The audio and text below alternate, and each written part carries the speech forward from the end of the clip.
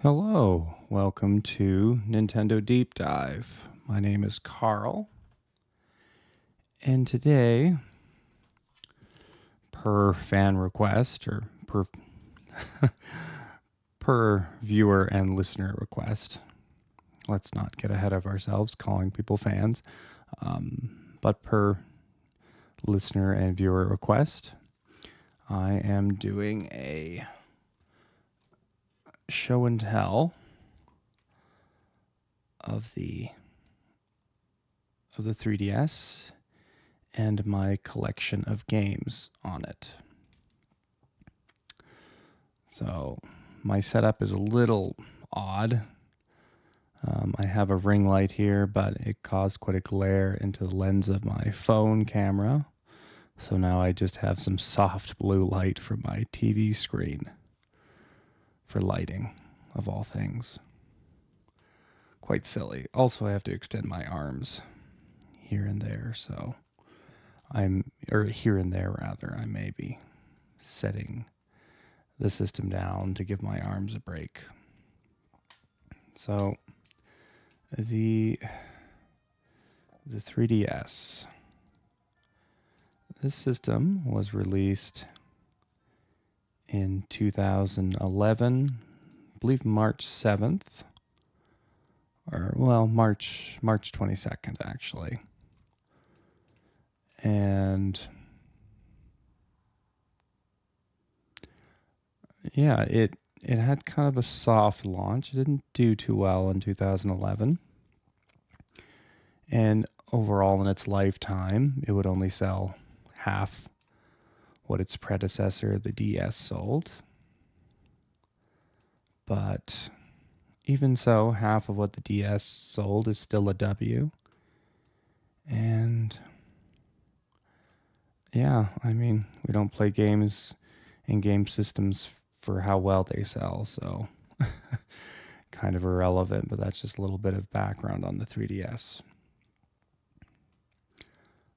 For myself, this might be one of my, I think it is my favorite handheld in Nintendo's handheld line. I'll just close that for now. It has a really fantastic library of games and fantastic features, such as, dual screen, for one, which it doesn't lean into as much as the DS did. And the reason it didn't really lean into it as much was because it has a stereoscopic 3D screen, the top screen specifically. Glasses free 3D.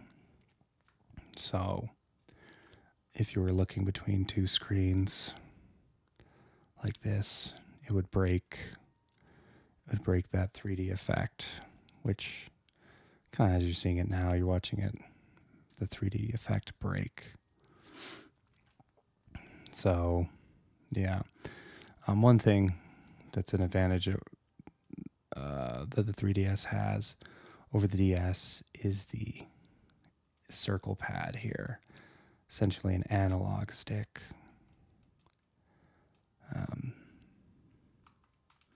And yeah, it's a really nice analog stick, and even though it's sort of smushed into the unit itself, I never found it to be disadvantageous compared to other analog sticks. Maybe for first-person shooters it would feel a bit imprecise, but I can't necessarily make that claim even, because there really wasn't too many first-person shooters that came out on this system.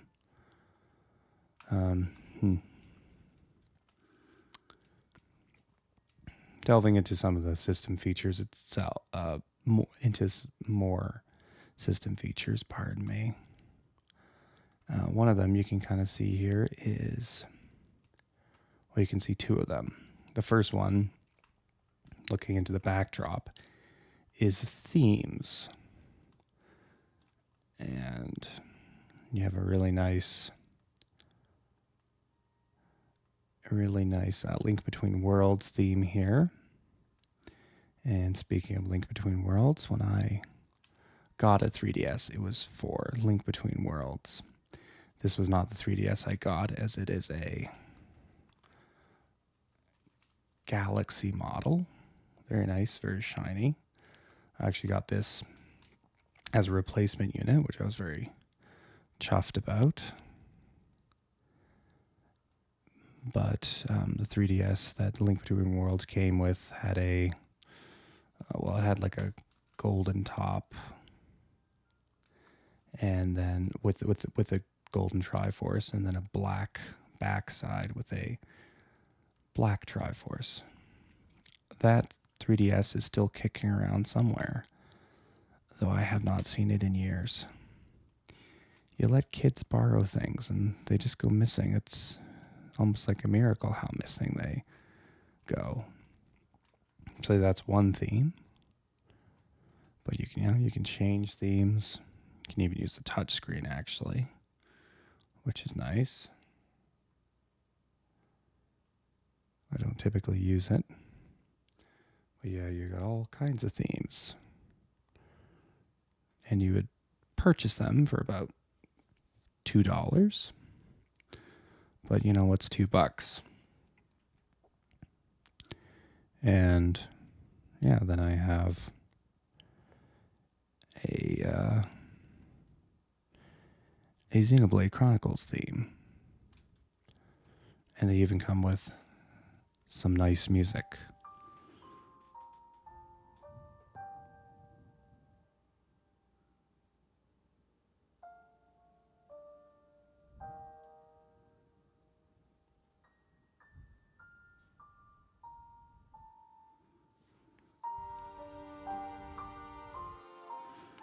Anyway, lovely.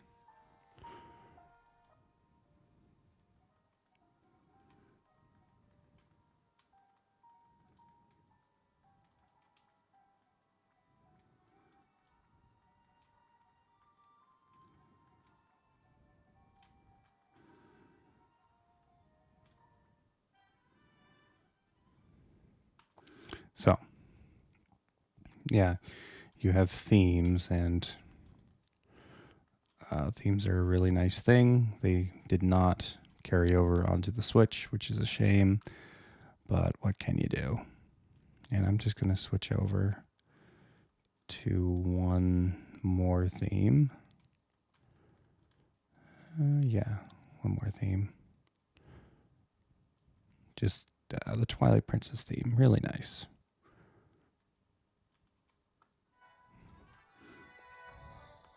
And there's the music there.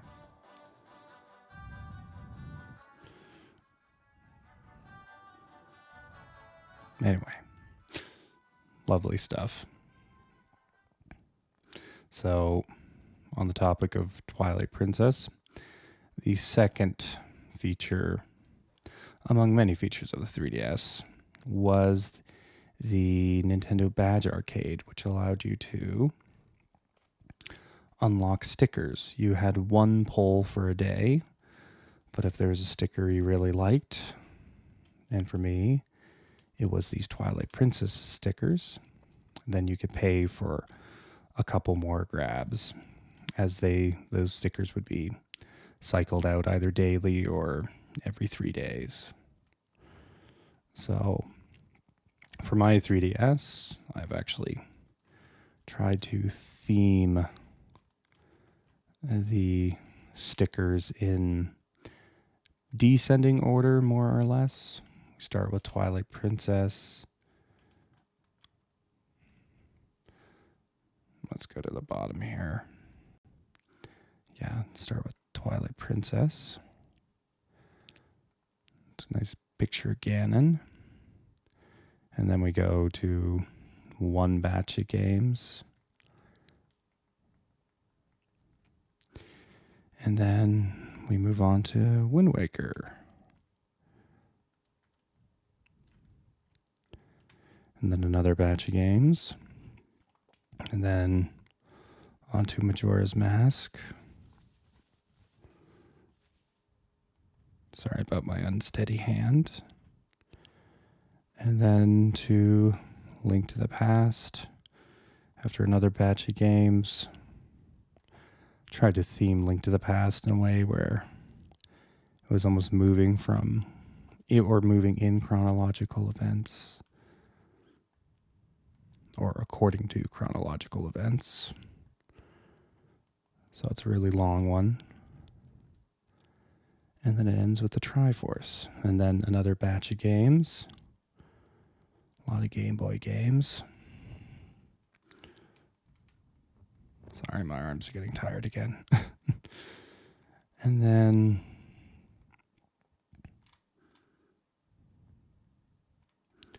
well, I just ran out of time. So, the stickers are really nice, but even more nice is the Virtual Console on the 3DS. And the Virtual Console, you had everything from the NES.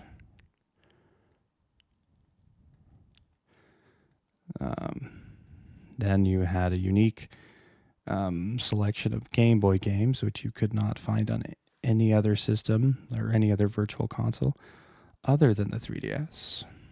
Nice big selection. And then later, it's kind of silly, they added, I don't know how much they added, but they added SNES games. Apparently the original 3DS could not, or the original hardware, I should say, with the original CPU, it couldn't handle the SNES emulator. But this is, a new 3DS, as you can tell by this little nub. And it could. That came about 2015. And you also had full backwards compatibility with DS games, too. So a lot of really... I just have to ease up my back for a moment. A lot of really good features on the 3DS. Though one of my favorite, for sure, was the... I have to show you it before we move into the games. Was the...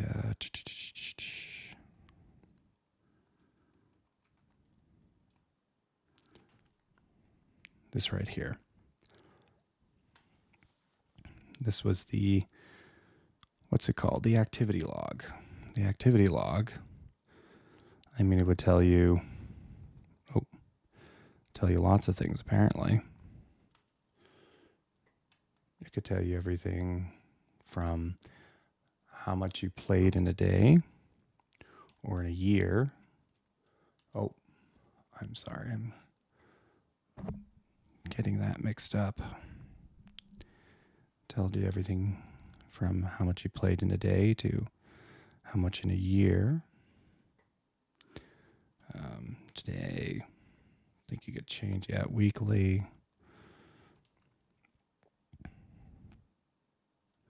To yearly. Everywhere from March 2011, which my calendar seems to be a bit wrong, but that's okay. To how long you played each game and how many times you played it and average play time. All that up there. And we're moving backwards in time according to this device, but that's okay. So my most played game, or no, that's not my most played game.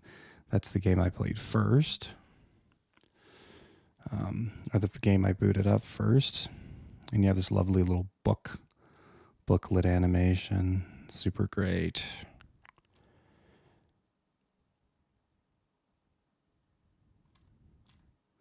And I got a lot of games on this system because there were a lot of games to have. But anyway, you could also go to rankings And it would tell you what was your most played game, even. Super great activity log. Anyway, so that is some of the features of the 3DS. Really fully featured Nintendo system all around. Maybe one of the most featured Nintendo systems. And I'm a really big fan of it. And, even though in terms of games, it kind of went more conventional compared to other, or compared to the DS, rather. The two screens that it maintained, one of those being a touch screen as well, as I've demonstrated, that did give it some leeway for some more interesting games as well. So, let's get into the games. I'm going to be cataloging the games that I own in chronological order. There are about 100 games worth owning, 100 original-ish games to own on the 3DS. I have 71 of them. So, it's a nice beefy library. So, going in chronological order, starting in March 22nd, 2011, we have... where is it here? Seem to be missing it. It's not these. There we go.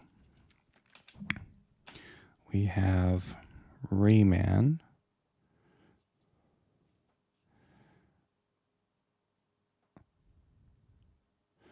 Rayman 3D. Now, I said original games. This isn't actually really an original game. It's a touched-up, a very light touch-up remaster of the Dreamcast version of Rayman 2, The Great Escape. I just played this game, and I would say it was all around a good, solid experience. I thought the platforming was a bit mediocre. It's a harsh word, but it was fine. Let's say it was fine. They did shake it up with some fast-moving sections, on-rail sections, or almost like vehicle sections, even though a vehicle isn't quite what you're riding on or doing. But the platforming was decent enough, but the visuals were really good. And the music was the real standout here. It had this feeling about it, like it was a fusion between Danny Elfman and 60s/70s groove music. You can look at the back here, see if there's anything worth noting.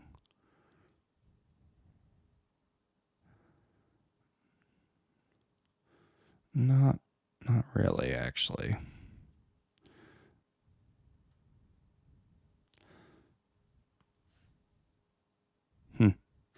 Camera doesn't like what it's doing or what I'm doing. That's okay. So yeah, that was the launch title. Little Old Rayman. Just put it over there. I do have a case for it. And then our next launch title was a game called Steel Diver, which began life on the DS believe it was developed by Vanpool, though I could be mistaken. Vanpool or there's another developer I'm trying to think of, but that's okay.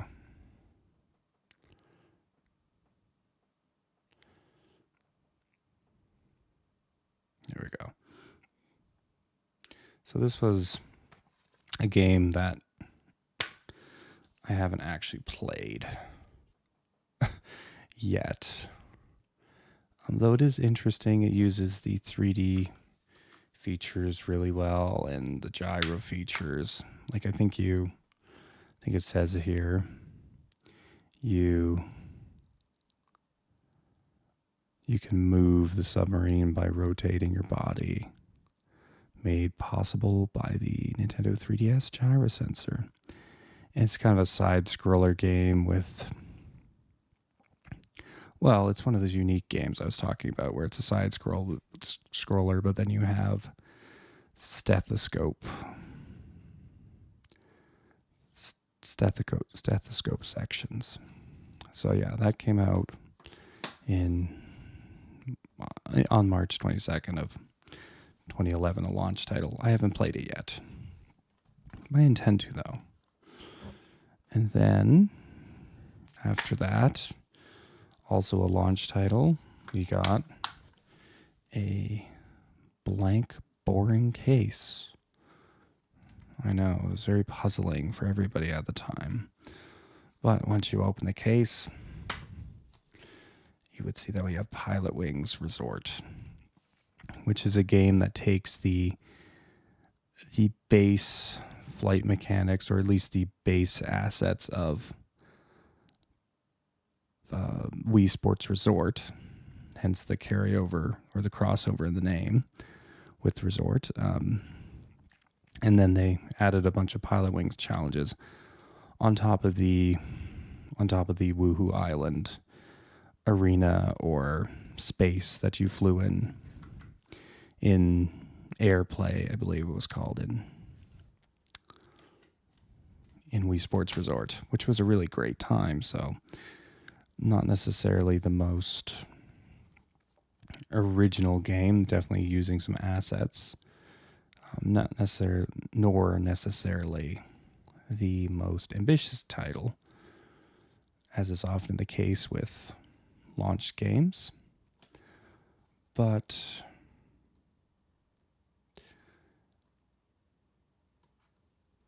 certainly sounds like a good time, at least as far as I'm concerned. Now, moving away from the launch, going all the way into June 19th of 2011. I imagine there were a few games that came out between then, but I don't own any of them, so that's probably some indication. On June 19th, we got The Legend of Zelda Ocarina of Time 3D. Now, this was a pretty massive remake of Ocarina of Time, sporting new graphics. Sorry, I'm reading the title here. New graphics and new features, new quality of life features, but the base game was otherwise the same as you remember it. It also included the Master Quest as well, just as a bonus. And this was probably the first big release on this system. And I'm thinking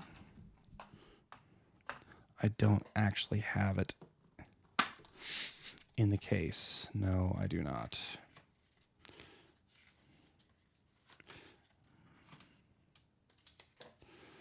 Now, these menus here are not as fun as they used to be. Oh, yeah. Oh, I'm getting myself into some trouble here.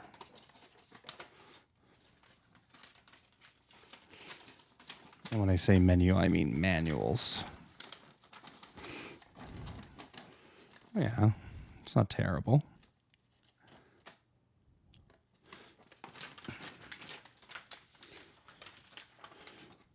bit of crinkling. I don't think I can capture all of that in frame. Oh. Anyway, that's just a look at that.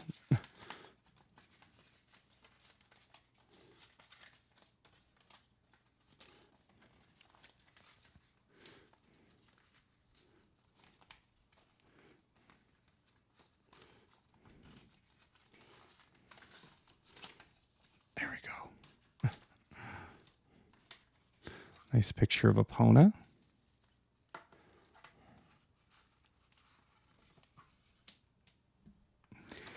Anyway.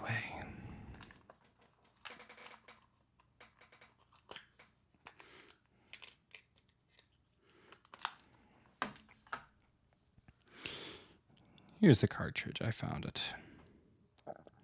Not terribly exciting. Just a basic logo. But with the contents within that cartridge are something special. I don't really need to talk about Ocarina of Time too much. As someone who is one of the lesser fans in terms of enthusiasm for this game, even I will say this is quite an achievement in game design. I didn't play it in '98, so the dazzlement of the technological dazzlement that came with this game for some people didn't really occur for me. But the game design and the pace of the adventure are still really great. Really no qualms with any of that. So yeah, big deal. And a really beefy remake, or an asset remake anyway. The game's still pretty much the exact same, because really there's no real need to change anything about it aside from some quality of life things.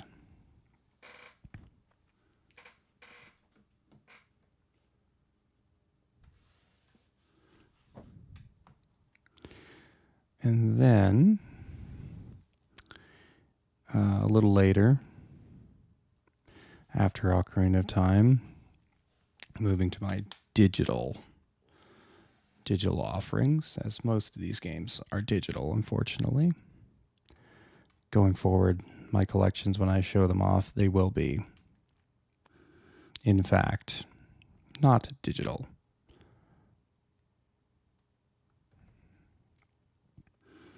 And I'm realizing something that,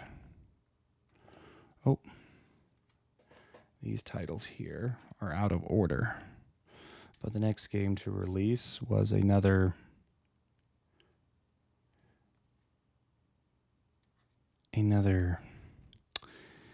asset remake of a N64 game, and that was Star Fox 64 3D, which is a very great game. It's about 30 minutes long, but that 30 minutes can really change depending on what sort of run you're doing in the game.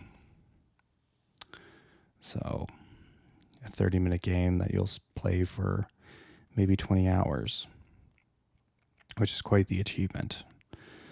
Still the best Star Fox 64 game, or it is the best Star Fox 64 game, I believe, this 3DS version, but is still the best Star Fox game. Kind of peaked early, and I've enjoyed the games that came after, but they're just not as good, even if I actually like some of them more. So after Star Fox, which we put in its proper place, we then, and that Star Fox came out in September. And then in November, we got Super Mario 3D Land, which Super Mario 3D Land, how would I describe it? It was the first Mario game, handheld Mario game that actually felt like it was on par with the console Mario games. And in general, I feel like the 3DS was the first time that the handheld systems actually felt like they were on par with Nintendo consoles. And obviously, their graphics weren't as good, and the 3DS's 240p screen. I'm not sure the specific dimensions, but often people just say 240p. With that screen, the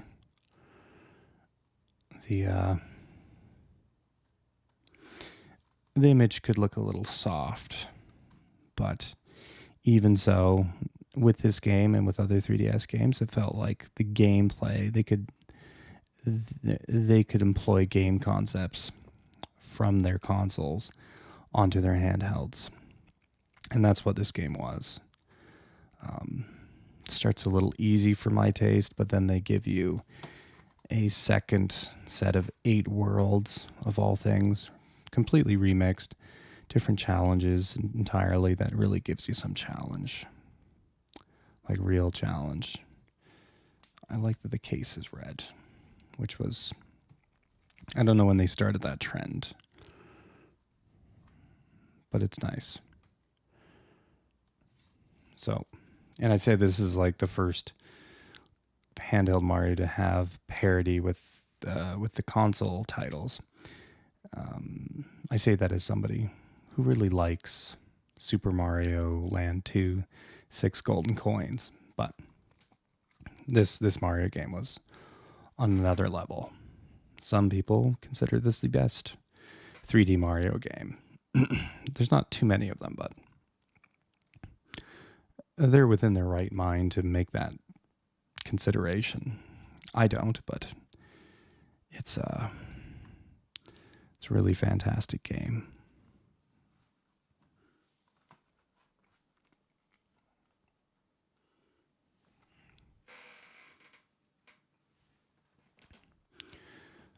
Following Super Mario 3D Land, in that same, well, no, actually in December, we got, early December, that is. Oh, I'm going the wrong way. We got Mario Kart 7, which is, again, compared to, well, I don't know about compared to Mario Kart DS. Mario Kart DS is really good, according to many people, even though I've only played a little of it myself. Otherwise, compared to the other handheld Mario Karts, which I guess there isn't too many of, so whatever point I'm making is not terribly important. This is a very good Mario Kart. It's not the best by any means, but it's a very good continuation of Mario Kart Wii, and a nice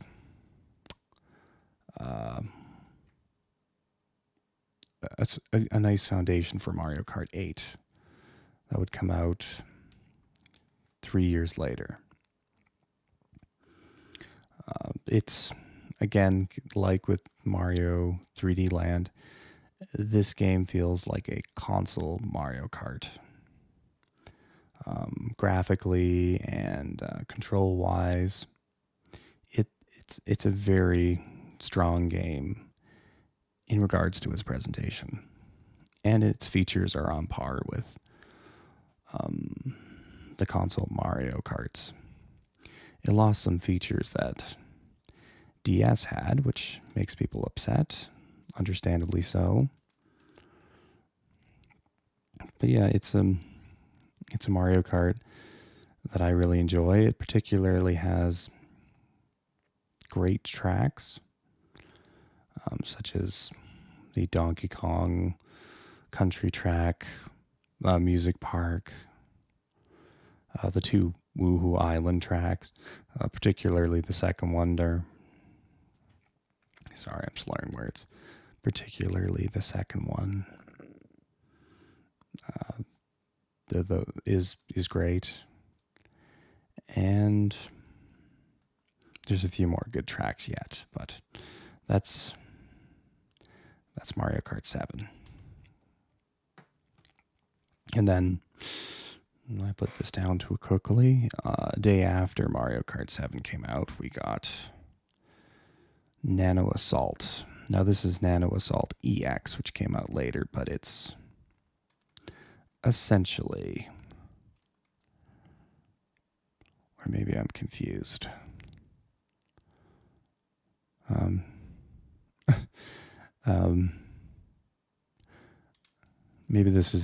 Maybe Nano Assault X came out in December, and Nano Assault, the original Nano Assault, was a launch title. But the version I have, which is why I'm confused, came out December 5th, 2011. It's not a game I've played, but it's a game done by Shin'en, who is a very competent small studio developer, like a very competent developer who's made some really, really graphically impressive games with limited resources on Nintendo consoles. And this is one of them. It really showcases the 3D effect as you are this little ship in a 3D on rails shooter going through, it may be the human body or maybe some other body, but biological material. I haven't played it, but it looks really nice. So that's Nano Assault. Also came out December. And still coming out in December yet. I really shouldn't put this down. I don't seem to own it though.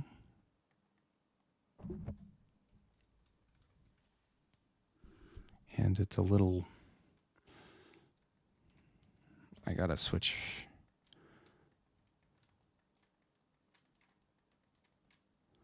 I gotta push some things around.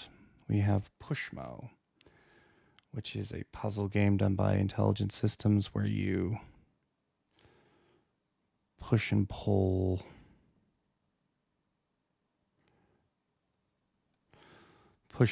blocks to make your way up some kind of structure, typically shaped like a person or a thing that you're familiar with, some kind of object. It's very creative. I got about halfway through it. I got stuck and I was too stubborn to look it up. But then I never went back. So, no matter. So, that's Pushmo. I can't really describe it better than that. I would have to showcase it, which I'm not going to do right now. And after Pushmo, after Pushmo,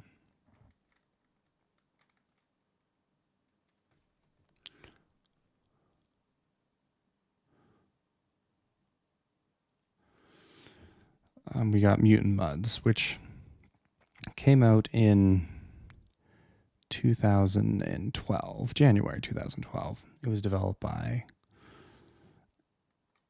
Renegade Kid, and it was an interesting game because it was taking inspiration from Wario Land on the Virtual Boy, where Wario Land could jump between the foreground and background, which, as a gameplay concept, well, in the case of Wario Land, it was also showcasing 3D on the Virtual Boy. But Mutant Muds, was doing the same on the 3DS, and sometimes it can be hard to see the advantages of glasses-free 3D, but this game really showcased them well. It's otherwise a cool platformer with some really nice, bright graphics, and I played quite a bit of it. Never finished it. I fully intend to, though. And it's showcasing of the 3DS with your character jumping between the background and the foreground and the midground. Really cool stuff. So I'm gonna put this down to rest my arms. So just to comment on it, as you can see with 2011 on the 3DS, releases were a little few and far between, but by the end of the year, with titles like 3D Land and Mario Kart 7, you can see it picking up. But yeah, it wasn't a super busy year for the 3DS in 2011, which made the system run into some problems, which is neither here nor there. Again, I don't really play video game systems, play them and enjoy them because of how well they're doing financially. But anyway, it was a somewhat sparse year for that system, though I would argue that the games that came out... Let me just tidy those up because they're a bit of a mess. The games that came out, they seemed like big deals anyway. Ocarina of Time, 3D, Super Mario 3D Land, of course Steel Diver, the biggest deal of them all. Yeah, not too many games, but when they're those kind of titles, it doesn't really matter too much.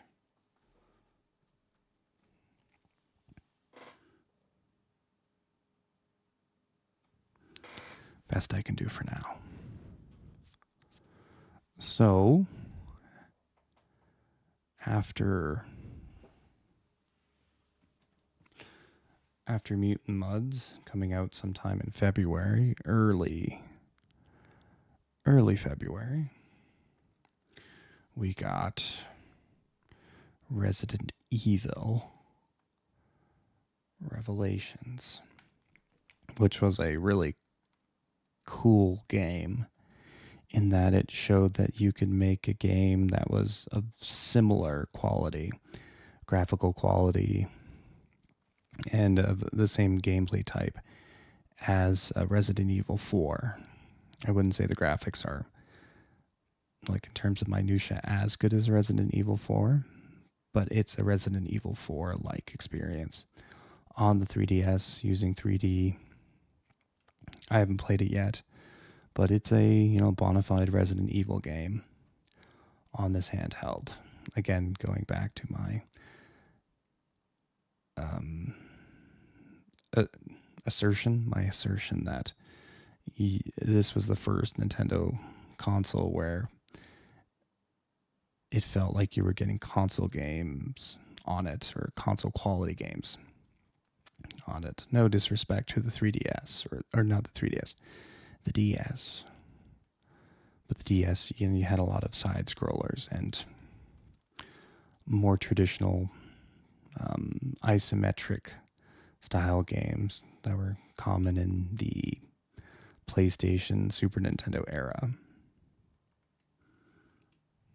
So super cool that game was another showcase of the system's potential, even though people were concerned that it was a touch weak when it came out.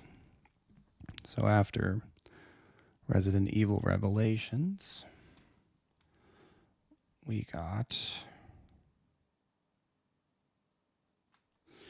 Kid Icarus Uprising, which came out in March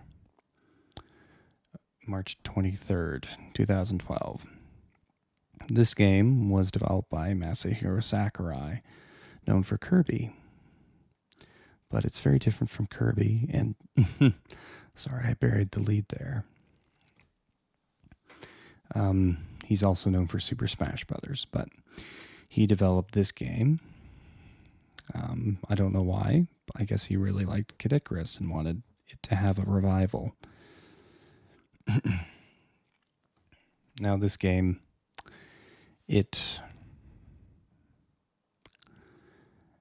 a lot of things going on. It's a on-rail shooter to start, and then it becomes a 3D action game. And then I guess those are the two. It doesn't really move on from there. I guess there's a boss fight at the end. And so when you're flying around, you just move with the analog stick, and then you aim with the touch screen. And then when you're on the ground, You move around with the analog stick, no longer on rails. Now moving around freely as you will in a 3D space. But you're also still aiming with the touchscreen. And you're also actually manipulating the camera by flicking the stylus across the screen, almost like spinning a globe.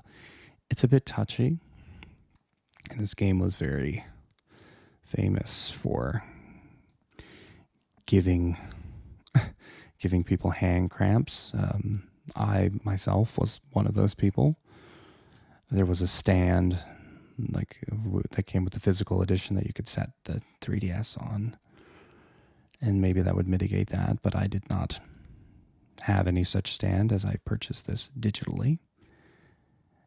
And yeah, my hand, this one here, because of this claw motion, because you were firing with this button,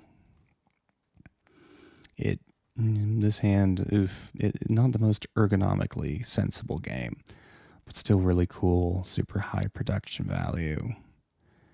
And for anybody familiar with Kid Icarus on the NES, lots of nice callbacks from the enemies to the bosses to little in-jokes. Great music, too. This is like a AAA experience in terms of production on the 3DS here. So after Kid Icarus,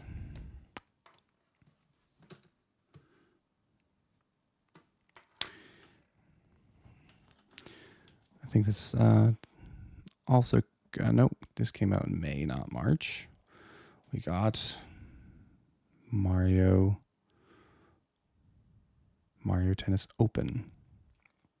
Not a game I played, and it's apparently not the best of the Mario Tennis games, but there's a cool little mode where you are breaking blocks, 8-bit blocks on an 8-bit mural with your tennis ball as you shoot it against that wall or against that mural, which is really cool. And, it's otherwise a decent Mario Tennis game, though not the best. And it's trying to fly out of my hand.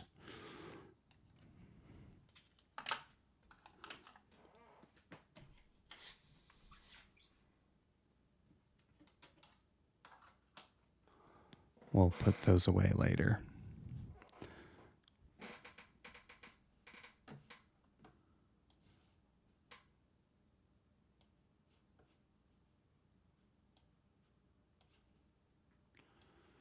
Sorry, I've completely botched my window. I apologize for the dead air. And then, after Mario Tennis, we got New Super Mario Brothers 2, which...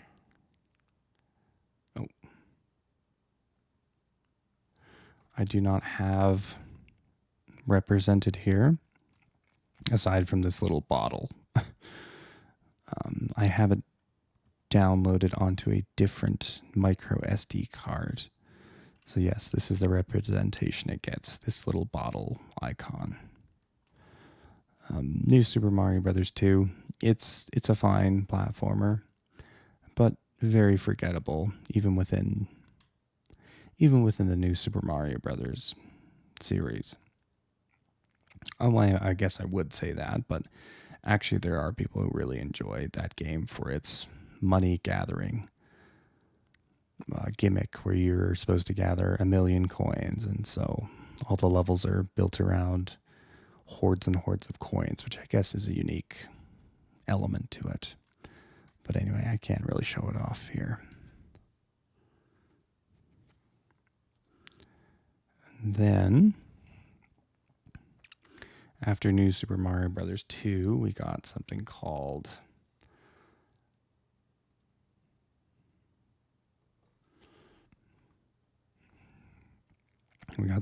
Liberation Maiden, which we got it separate in the States. These came as separate packages. I believe in 2 separate releases that you could buy physical. For myself, I just grouped them up. And maybe I'm wrong. Maybe it was Attack of the Friday Monsters that came out on October 25th, 2012. Though I have Liberation Maiden written down here.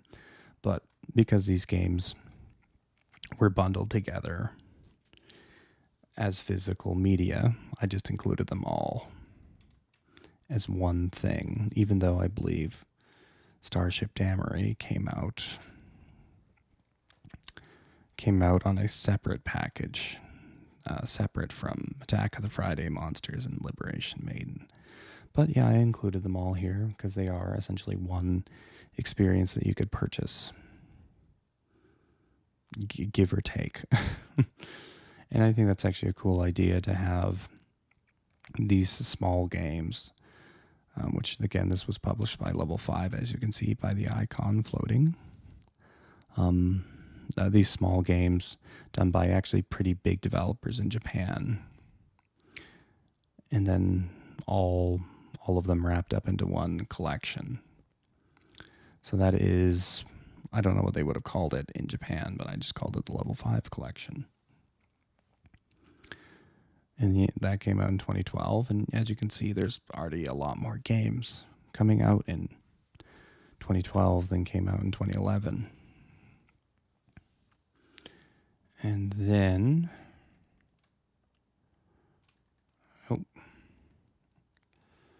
after that, we got, let's keep my bottles straight. After that, we got Professor Layton and the Miracle Mask, which came out also in October.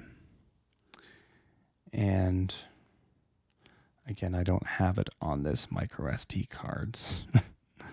So I apologize. But this represents it right here, this bottle, this empty bottle. Which is also a metaphor for empty promises from me. But Professor Layton and the Miracle Mask was the first Professor Layton game on the 3DS. And it's a continuation of that gameplay formula, which is almost, well, I guess it is a visual novel, but there's lots of unique puzzles within that visual novel, like actual puzzles and brain teasers. Things like the fox, the rabbit, and the cabbage on a boat. Or probably even more, what would I call them? Tactile puzzles like cubes and I'm not actually sure. I haven't played it yet, but I'm excited to play it because I like puzzles in games, like real puzzles, not just finding pressure tiles / floor switches on the ground hidden underneath a pot. Like actual puzzles, I enjoy those. So excited to play Professor Layton and the Miracle Mask as represented by this bottle. So that was October. And then in November,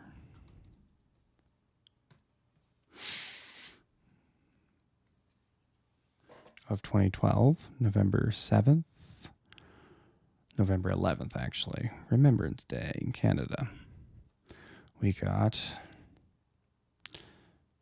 Paper Mario,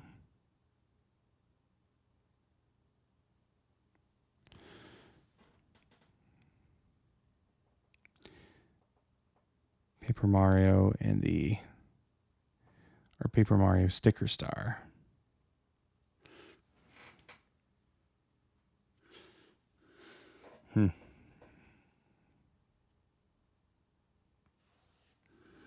Sorry that it's not focusing in.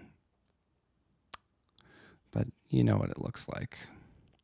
Which this is a significant departure from Paper Mario's up to that point, though I suppose Superstar or Super Paper Mario was also a significant departure in many ways. But in this one, they moved it away from being an RPG with experience points, and they went for, I don't know how you would describe it. Basically, you find stickers to collect, and then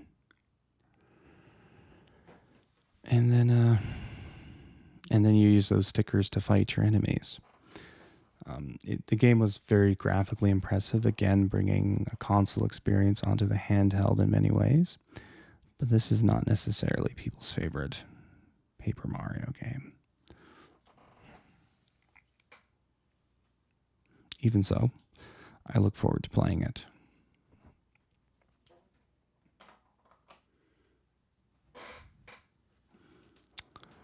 And then, after Paper Mario, we got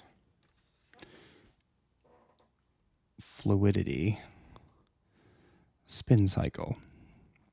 This is a sequel to Fluidity on the Wii, which was a game where you control water in a platformer, and using the gyro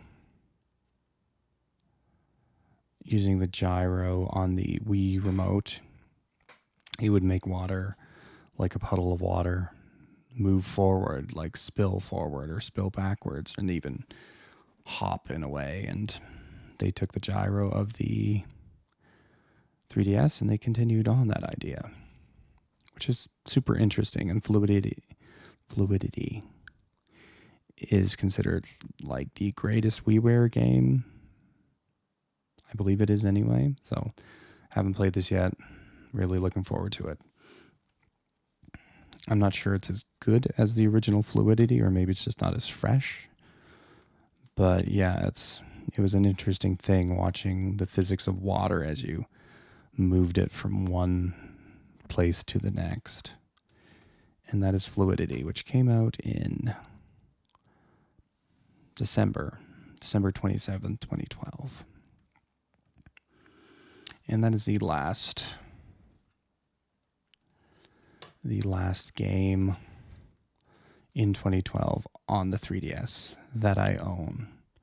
Perhaps Rhythm Thief, developed by Sega, came out in 2012 as well. I'm not sure, but I don't own that. So we're actually going to have a bit of a break here. We're going to divide this recording up. And for part 2, we will continue on into 2013. But already you can kind of see the 3DS development speeding up. And by the end of its lifetime, it was not short for games. So please look forward to seeing the rest of some of those games. All of the ones that I own anyway. All right.